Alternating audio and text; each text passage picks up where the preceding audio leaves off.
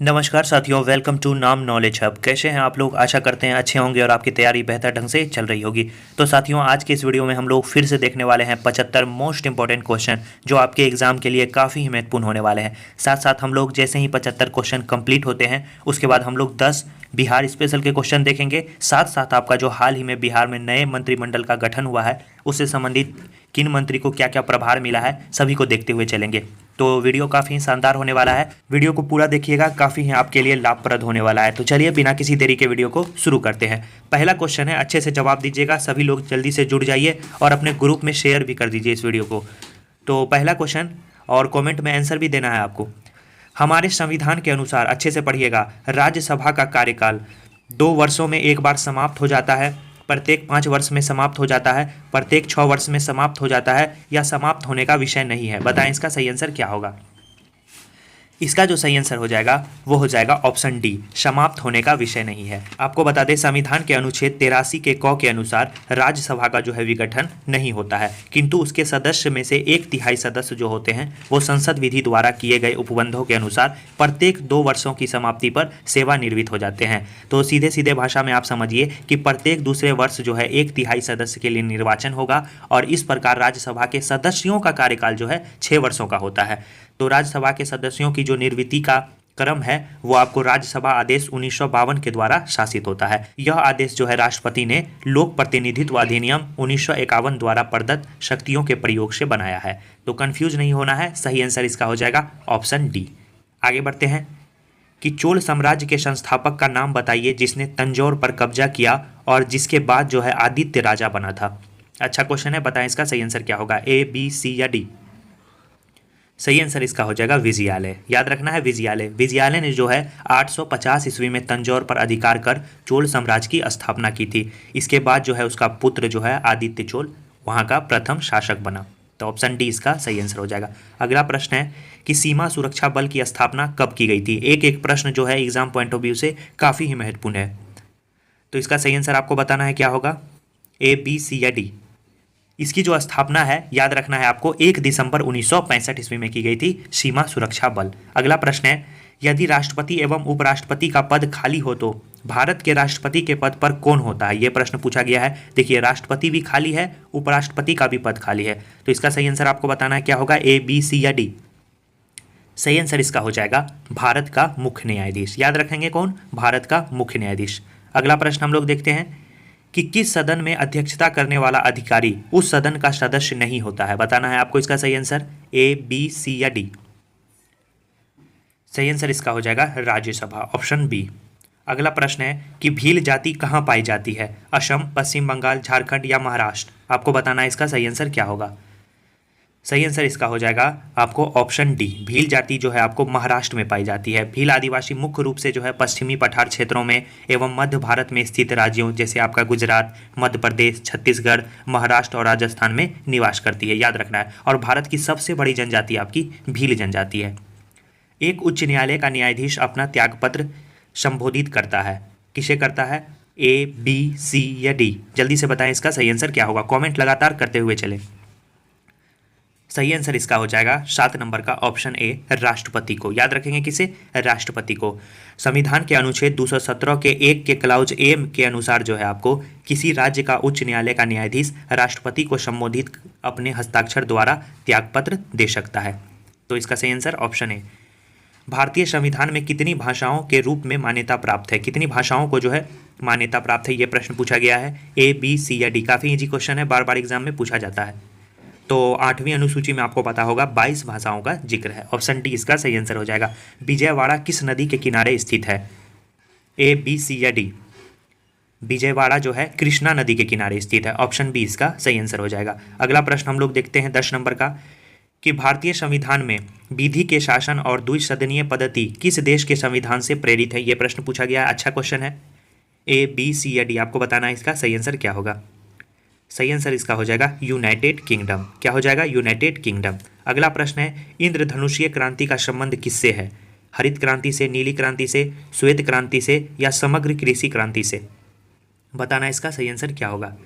सही आंसर इसका हो जाएगा समग्र कृषि क्रांति से जो है आपका इंद्रधनुषीय क्रांति का संबंध है, ऑप्शन डी।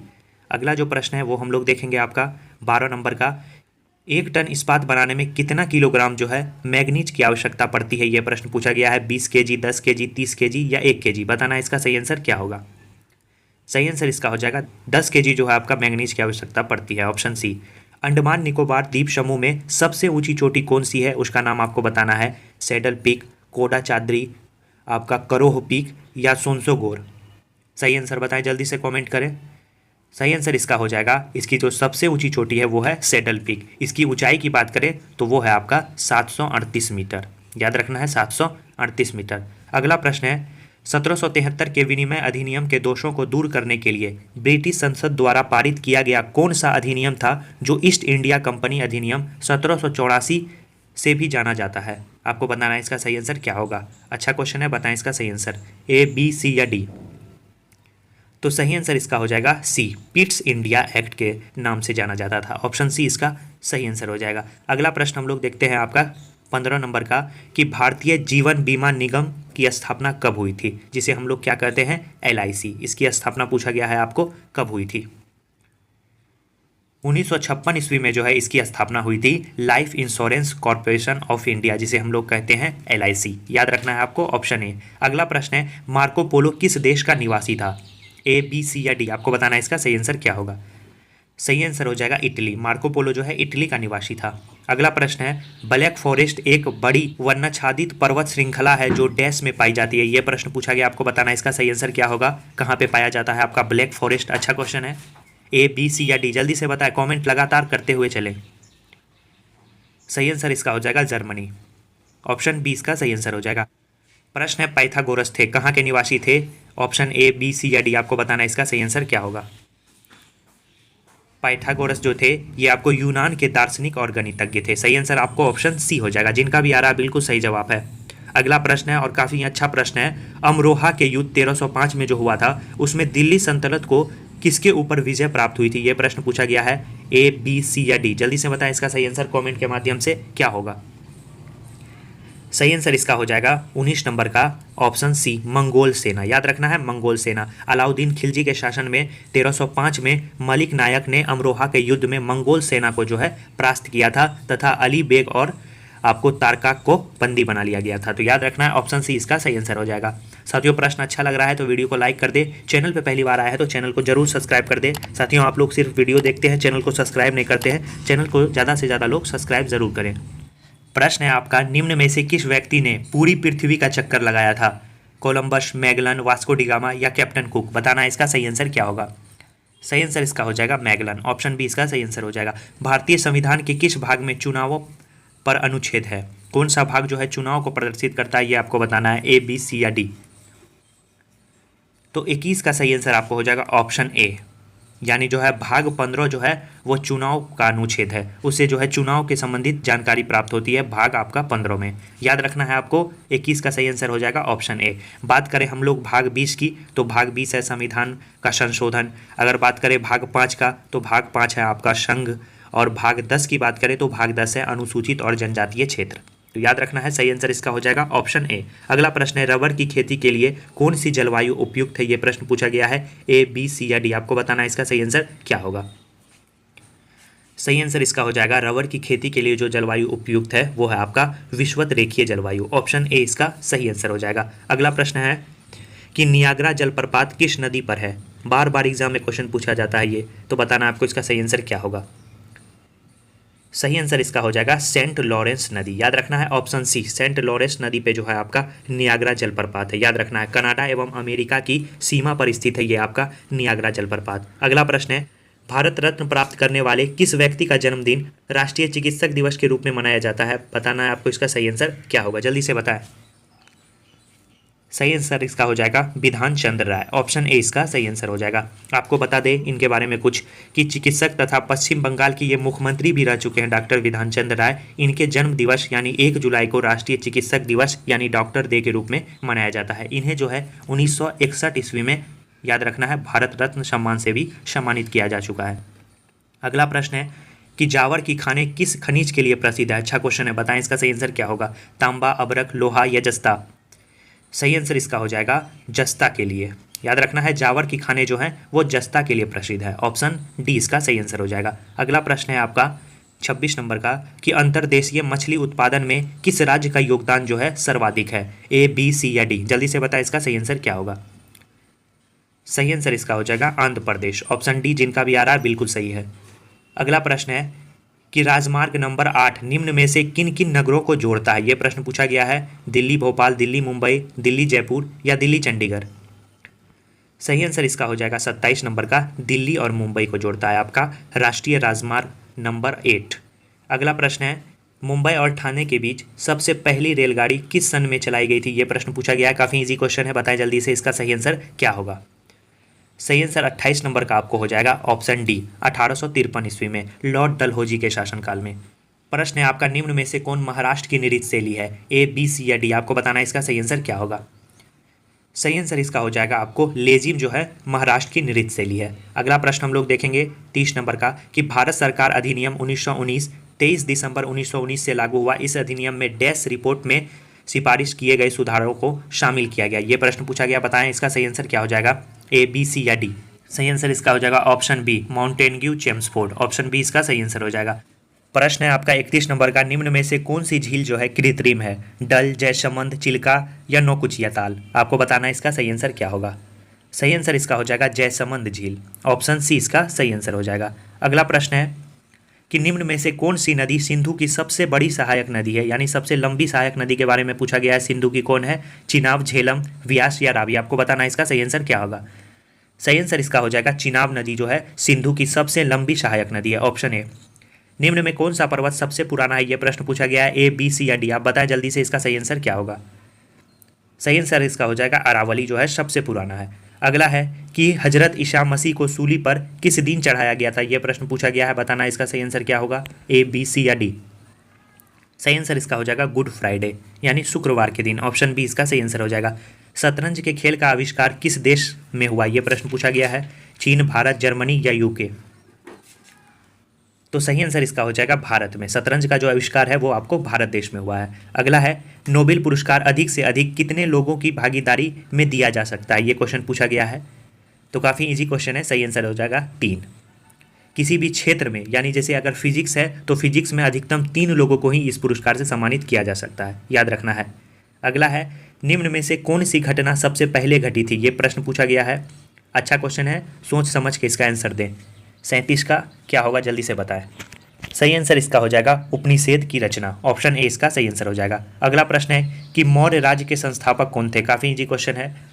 सही आंसर इसका हो जाएगा कौन, चंद्रगुप्त मौर्य। ऑप्शन बी इसका सही आंसर हो जाएगा। अगला जो प्रश्न है हम लोग देखेंगे कि शुंग राज्य के संस्थापक कौन थे, आपको बताना इसका सही आंसर क्या होगा। 39 नंबर का कि शुंग राज्य के जो संस्थापक थे वो कौन थे, वो थे आपके पुष्यमित्र शुंग। ऑप्शन बी इसका सही आंसर हो जाएगा। अगला प्रश्न है कि 1930 के दूसरे गोलमेज सम्मेलन में भीमराव अंबेडकर ने क्या मांग की थी, ए बी सी या डी? बताएं इसका सही आंसर क्या होगा। सही आंसर इसका हो जाएगा दलितों के लिए पृथक निर्वाचन मंडल, याद रखना है। ऑप्शन डी इसका सही आंसर हो जाएगा। आपको बता दें कि द्वितीय गोलमेज सम्मेलन में ही गांधी जी ने भाग लिया था। भीमराव अंबेडकर और तेज बहादुर सप्रू ने तीनों गोलमेज सम्मेलन में भाग लिया था। कभी कभी एग्जाम में पूछ दिया जाता है तो याद रखेंगे। अगला प्रश्न है कि कनिष्क एक डैश था, कहाँ का शासक था कनिष्क, ये प्रश्न पूछा गया है। तो कनिष्क जो है कुषाण का शासक था, याद रखना है, कुषाण वंश का। और कनिष्क के समय ही चतुर्थ बौद्ध संगीति भी हुई थी, ये भी बात आपको याद रखना है। अगला प्रश्न हम लोग देखते हैं। प्रश्न है आपका स्वर्ण जयंती ग्राम स्वरोजगार योजना किस वर्ष प्रारंभ की गई थी। अच्छा क्वेश्चन है, बताना आपको इसका सही आंसर क्या होगा। सही आंसर इसका हो जाएगा 1999 में। निम्न में से कौन सा लोक नृत्य राजस्थान से संबंधित है, ये प्रश्न पूछा गया है। डांडिया, घूमर, गिद्धा या भांगड़ा? तो 43 का सही आंसर हो जाएगा आपको घूमर, याद रखना है, घूमर। अगला है आपको निम्नलिखित में से किस राज्य में बॉक्साइट का सबसे अधिक भंडार है, ये प्रश्न पूछा गया है। तो 44 का सही आंसर आपको बताना है क्या होगा। सही आंसर इसका हो जाएगा उड़ीसा राज्य में। Option B. पानीपत का प्रथम युद्ध किनके किनके बीच हुआ था, ये प्रश्न पूछा गया है। सही आंसर आपको बताना है क्या होगा।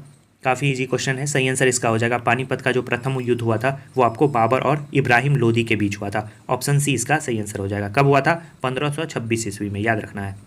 अगला प्रश्न है, प्रश्न पूछा गया है इंडिया विंस फ्रीडम नामक पुस्तक किसके द्वारा लिखी गई है, बताना इसका सही आंसर क्या होगा। काफ़ी इजी क्वेश्चन है, बार बार एग्जाम में पूछा भी जाता है। सही आंसर इसका हो जाएगा मौलाना अबुल कलाम आज़ाद के द्वारा। Option C. खालसा की स्थापना किसके द्वारा की गई थी, ए बी सी या डी?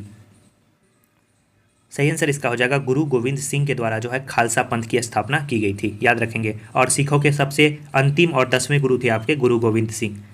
अगला प्रश्न है कि भारत में स्वतंत्र और निष्पक्ष चुनाव कराने के लिए कौन सा स्वायत्त निकाय उत्तरदायी है, यह प्रश्न पूछा गया। अच्छा क्वेश्चन है, बताएं इसका सही आंसर। सही आंसर इसका हो जाएगा निर्वाचन आयोग, ऑप्शन ए जिनका भी आ रहा है बिल्कुल सही है। अगला प्रश्न है कि डॉक्टर एम एस स्वामीनाथन किससे जुड़े हैं, यह प्रश्न पूछा गया है। गणित, भौतिक विज्ञान, अर्थशास्त्र या कृषि।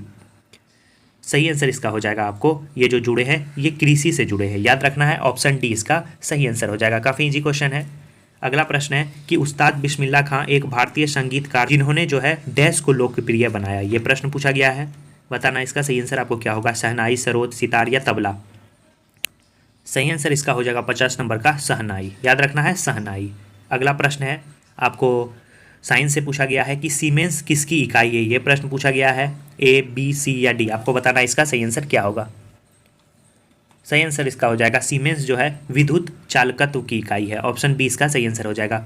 कौन सी मिश्र धातु में बिस्मथ, सीसा और टीन होते हैं, यह प्रश्न पूछा गया है। आपको बताना इसका सही आंसर क्या होगा। सही आंसर इसका हो जाएगा रोज मेटल, याद रखना है रोज मेटल। रोज मेटल में जो है आपका बिस्मथ, सीसा और टीन की मात्रा पाई जाती है। अगला प्रश्न हम लोग देखेंगे आपका 53 नंबर का क्या है।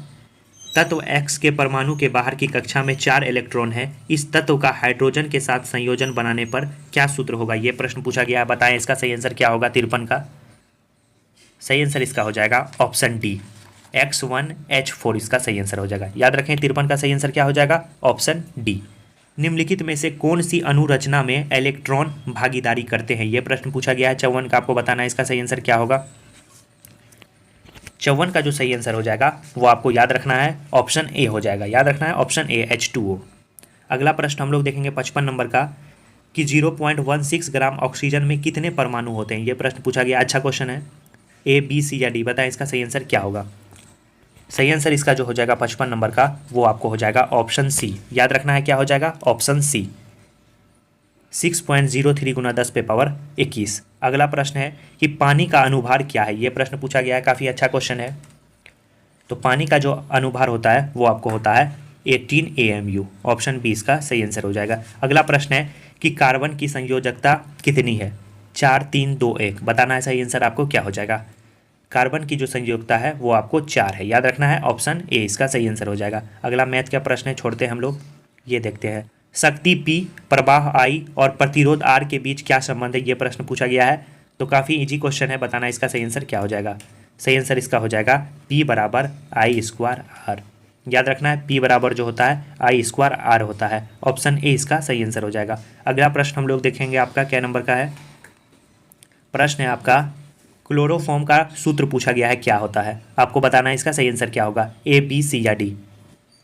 सही आंसर इसका हो जाएगा आपको CHCl3। याद रखना है CHCl3, देखेंगे कहाँ है CHCl3, ऑप्शन बी इसका सही आंसर हो जाएगा। अगला प्रश्न है बीटा कण किस प्रकार का आवेश वहन करता है। काफ़ी अच्छे क्वेश्चन है, तो वीडियो को लाइक कर दीजिए आप लोग, और चैनल पे पहली बार आए हैं तो चैनल को जरूर सब्सक्राइब कर दीजिएगा।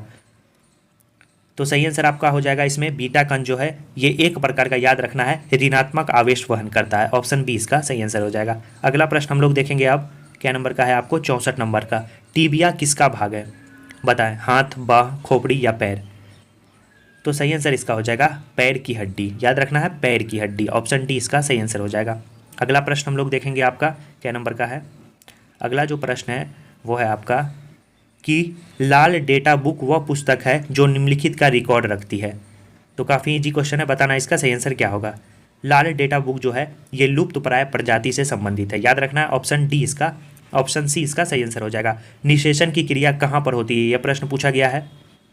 तो निषेचन की जो क्रिया होती है, याद रखना है ये आपको कहाँ पे होती है, ये आपको अंडवाहिनी में होती है, ऑप्शन सी इसका सही आंसर हो जाएगा। अगला प्रश्न है कि मनुष्य में मेरुदंड से कितनी जोड़ी तंत्रिका निकलती है। आपको बताना इसका सही आंसर क्या होगा, ए, बी, सी या डी। सही आंसर इसका हो जाएगा 71 नंबर का, याद रखना है आपको 31 जोड़ी, याद रखना है 31 जोड़ी। अगला प्रश्न है तंत्रिका तंत्र की रचनात्मक तथा क्रियात्मक इकाई को हम लोग क्या कहते हैं। तो इसे हम लोग याद रखना है क्या कहते हैं, न्यूरॉन कहते हैं। क्या कहते हैं, न्यूरॉन, ऑप्शन डी इसका सही आंसर हो जाएगा। अगला जो प्रश्न है वो हम लोग देखेंगे अब, वो है आपका कितना नंबर का, चलिए यहाँ पे है 78 नंबर का। स्वस्थ मनुष्य का डायस्टोलिक दबाव Hg के mm में कितना होता है, ये प्रश्न पूछा गया है। आपको बताना है इसका सही आंसर क्या होगा। सही आंसर आपको 78 का हो जाएगा 80। याद रखना है 80, आपको पता ही होगा 120/80। अगला है, इनमें से कौन सा साइट्रिक अम्ल का प्राथमिक स्रोत है, ये प्रश्न पूछा गया है। आपको बताना है इसका सही आंसर क्या होगा। सही आंसर इसका हो जाएगा नारंगी, ऑप्शन ए इसका सही आंसर हो जाएगा। अगला प्रश्न हम लोग देखेंगे, निम्नलिखित में से कौन विद्युत शक्ति की इकाई नहीं है, ये क्वेश्चन पूछा गया है। अच्छे से पढ़िए क्वेश्चन को और जवाब देने का कोशिश करिए, ए बी सी या डी।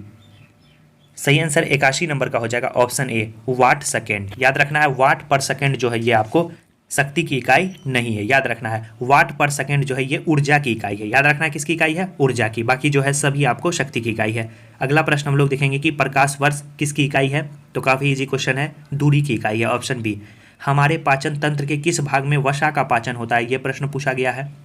मनुष्य के पाचन तंत्र के अंतर्गत वसा का जो पाचन होता है वो आपको छोटी आंत में होता है। सही आंसर इसका क्या हो जाएगा, ऑप्शन ए छोटी आंत।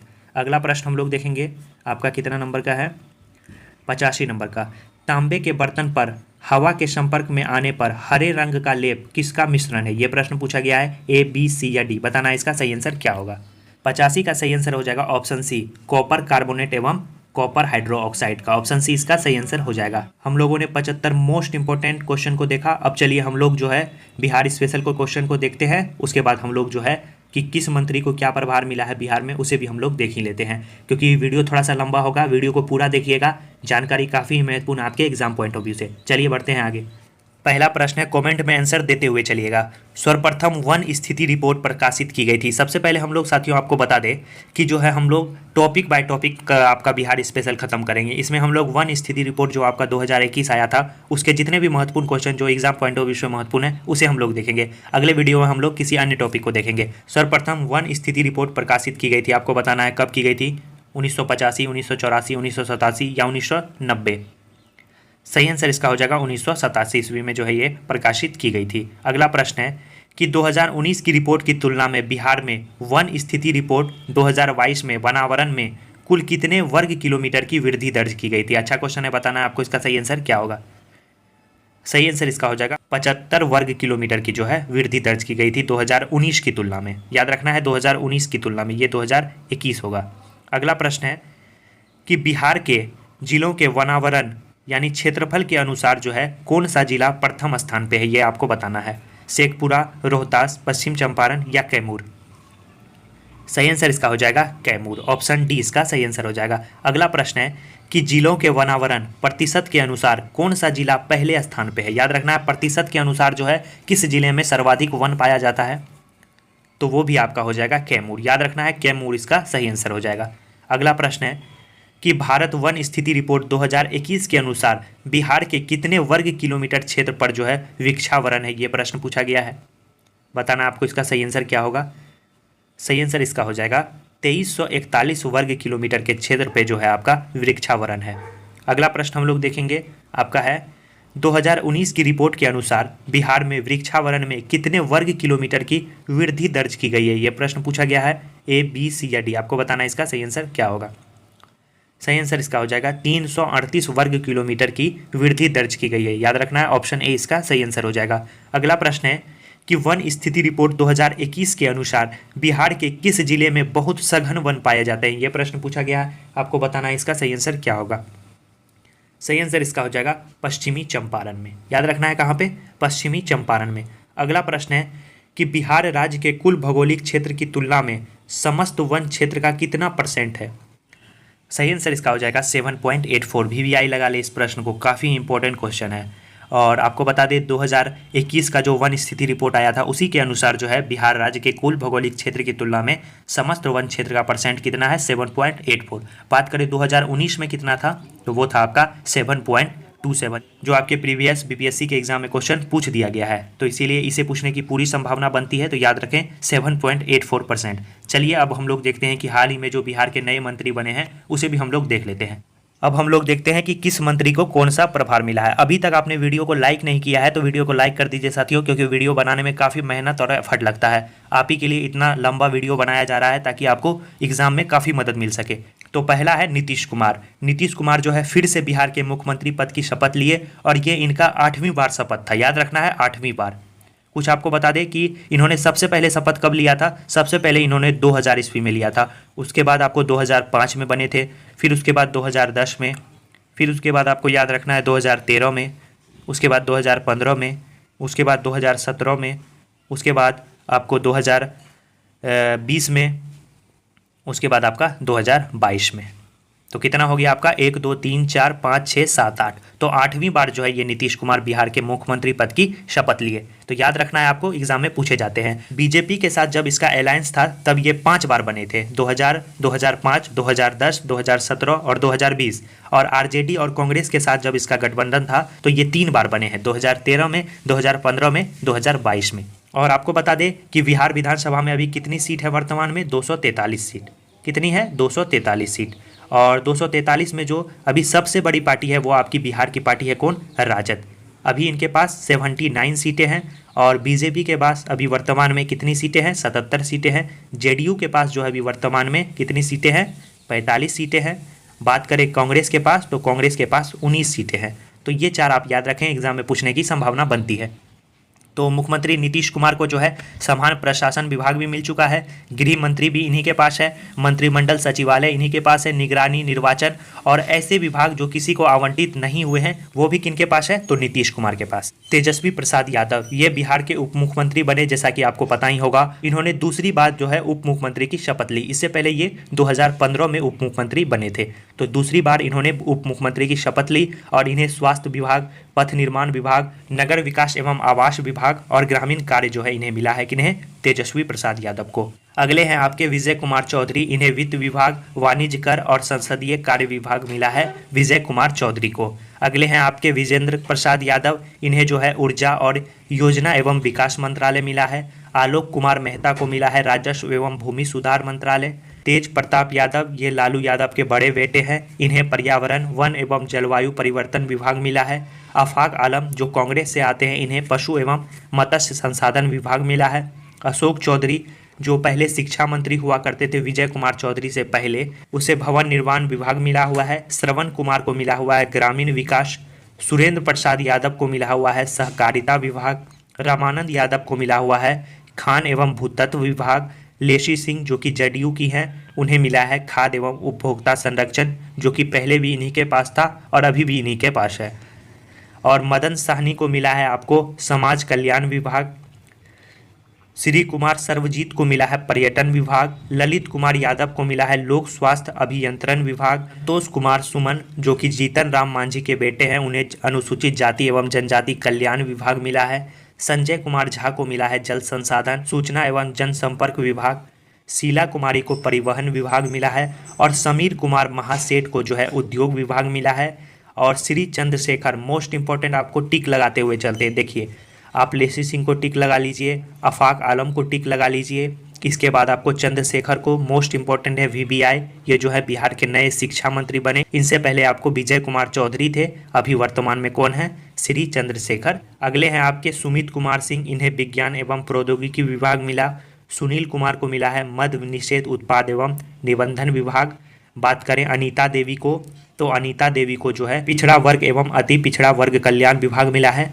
बात करें जितेंद्र कुमार राय को, तो इन्हें कला एवं संस्कृति विभाग मिला है। जयंत राज को लघु जल संसाधन विभाग मिला है, 1-2 बार इसे देख लेंगे तो याद हो जाएगा। श्री सुधाकर सिंह को कृषि विभाग मिला है। मोहम्मद जमा खान को आपको अल्पसंख्यक कल्याण विभाग मिला है। मुरारी प्रसाद गौतम, मोस्ट इंपॉर्टेंट याद रखेंगे, इन्हें पंचायती राज विभाग मिला है। कार्तिक कुमार को आपको विधि विभाग मिला है। समीम अहमद को गन्ना उद्योग विभाग मिला है। श्री शहनवाज को आपको आपदा प्रबंधन विभाग मिला है। श्री सुरेंद्र राम को आपको श्रम संसाधन विभाग मिला है। श्री मोहम्मद इजराइल मंसूरी को आपको सूचना प्रौद्योगिकी विभाग मिला है। याद रखेंगे 33 मंत्री जो है बिहार के अभी वर्तमान में बन गए हैं, जिनमें जो है आपका 31 मंत्रियों ने कल जो है आपका शपथ लिया था। 2 मंत्री जो आपके नीतीश कुमार और तेजस्वी, इन्होंने पहले ही शपथ ले लिया था। तो याद रखेंगे ये आपका प्रॉपर लिस्ट हुआ, इससे बाहर आपके एग्जाम में नहीं पूछेगा। अगर मंत्रिमंडल से पूछता है तो इसे अच्छे से देख लीजिए। इसका PDF आपको नाम नॉलेज हब टेलीग्राम ग्रुप में मिल जाएगा, नीचे डिस्क्रिप्शन में उसका लिंक है, जाकर वहाँ पे आप देख लें और अच्छे से रिविजन करिए। तो चलिए साथियों, वीडियो को दोस्तों और ग्रुप में जरूर शेयर कर दीजिएगा। वीडियो को लाइक करके कॉमेंट करना ना भूलिएगा कि आपका स्कोर कितना रहा। तो चलिए मिलते हैं ऐसे ही धमाकेदार वीडियो के साथ नेक्स्ट वीडियो में।